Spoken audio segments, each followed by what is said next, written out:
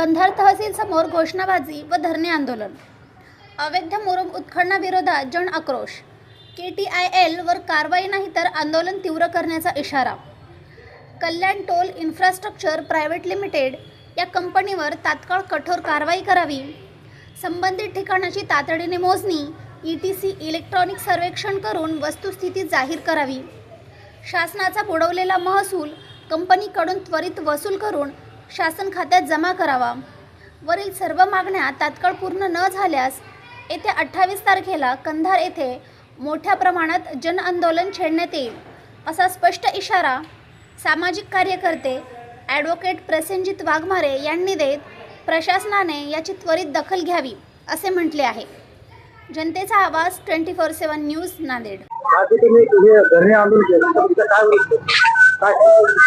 मागील 2 महिने झाले माननीय तहसीलदार साहेबांना आम्ही अवैधरित्या KTL कंपनीच्या माध्यमातून मौजे लाठी खुर्द या ठिकाणी चोरून उत्खनन चालू आहे. विना परवाना उत्खनन चालू आहे. शासनाच्या कोणत्याही परवानगी विना उत्खनन चालू आहे. त्यासाठी आम्ही माननीय तहसीलदार साहेब असतील, उपविभागीय अधिकारी साहेब असतील यांना निवेदन दिलं होतं की हे जे काही उत्खनन चालू आहे ते अवैध आहे.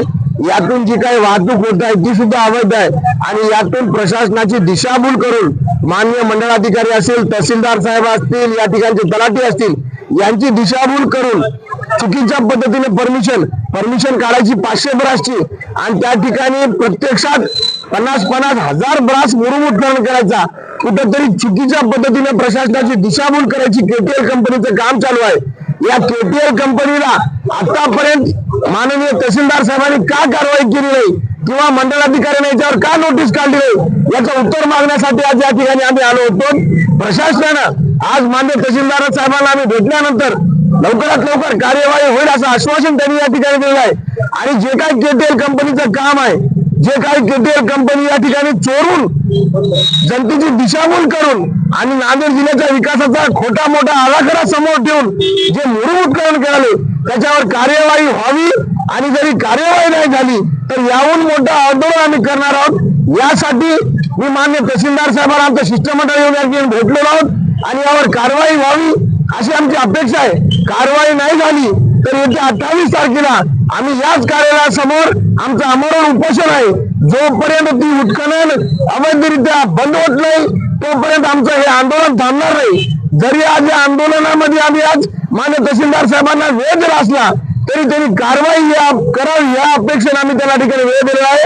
यानंतर आम्ही कोणताही वेळ देणार नाही. कारवाई झाली पाहिजे आणि जे काही याच्यातून गुन्हे घडत आहेत त्याच्यावर कायदेशीर फौजदारी असतील, दिवाणी असतील कलम दाखल करून कायद्याने याच्यावर कार्यवाही करावी अशी मागणी आम्ही मान्य तहसीलदार साहेबांना केली आहे. आणि यावर आता आम्ही बहुत जर तहसीलदार साहेबांनी कारवाई नाही केली तर जिल्हा गौण खनिज अधिकारी यांच्याकडे सुद्धा आम्ही दाद मागणार आहोत. अशा प्रकारे या ठिकाणी आम्ही आज धरणे आंदोलन करून जिल्ह्यात जे काही चोरीच्या पद्धतीने उत्खनन होत आहे याचा पर्दाफाश करण्याच्या उद्देशाने आज आम्ही धरणे आंदोलन केले. जनतेची दिशाभूल कुठेतरी थांबली पाहिजे. शेतकऱ्याचा मुरुम चुकीच्या पद्धतीने उत्खनन झाला नाही पाहिजे हे आमचा उद्देश आहे. यातून कार्यवाही प्रशासन म्हणजे करेल त्यानुसार आम्ही पुढची जे काही म्हणजे कारवाई पाहणार आहोत अन्यथा आम्ही यावर मोठं आंदोलन करू.